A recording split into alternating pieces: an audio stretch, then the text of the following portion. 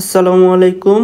আমরা পড়ব হু অনুমোদিত পানির গ্রহণযোগ্য মানদণ্ড।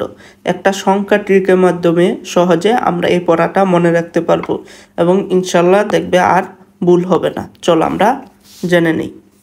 এখানে দেখো মানদণ্ডের মধ্যে প্রথমটা হচ্ছে পিএইচ। পিকে যদি আমরা উল্টিয়ে লিখি তাহলে কি হবে 6। তাহলে বলতে পারি পিএইচ এর অনুমোদিত সর্বোচ্চ মাত্রা 6.5 থেকে 8.5 পর্যন্ত। তারপর একটা আসো ডু। দেখো ডি হচ্ছে 4 নাম্বার অ্যালফাবেট এবং ডি এর সাথে একটা অ্যালফাবেট আছে, তাহলে কত হলো মোট 5। তাহলে আমরা বলতে পারি ডু এর অনুমোদিত মাত্রা 5 থেকে 6 ppm। তারপর একটা হচ্ছে বোট, BOD।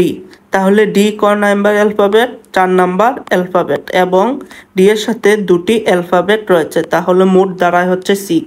তাহলে BOD এর সর্বোচ্চ অনুমোদিত মাত্রা 6। COD। তাহলে এখানে কোড আছে, কোডকে আমরা পড়বো গোড। গোড মানে ভালো। তাহলে কেউ যদি 10-এ 10 পায় তাহলে আমরা বলি ভালো। তাহলে COD এর অনুমোদিত মাত্রা 10। TDS, দেখো শেষ সংখ্যা হচ্ছে S, যেটা দেখতে 5-এর মতো, তাহলে আমরা কি বলবো 5 মানে 500।